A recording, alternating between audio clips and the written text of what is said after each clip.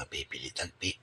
Tagpi, guys, mga followers ko dyan, dito po, pansamantala, pinatutulog namin itong aming alagang si Tagpi dahil siya ay may baby.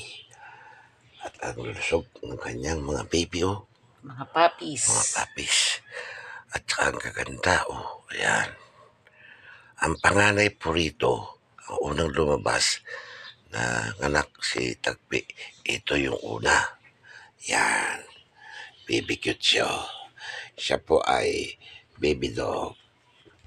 Ito, alam nyo guys, ito nung pinanganak ay suwi. Nauna ang paa.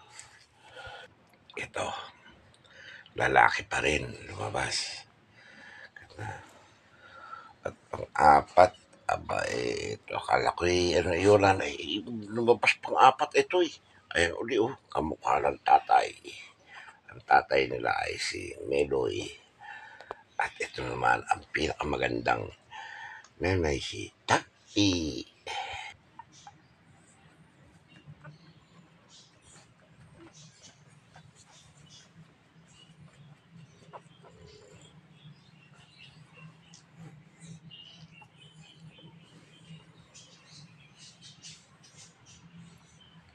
Tutulog ang mga puppies.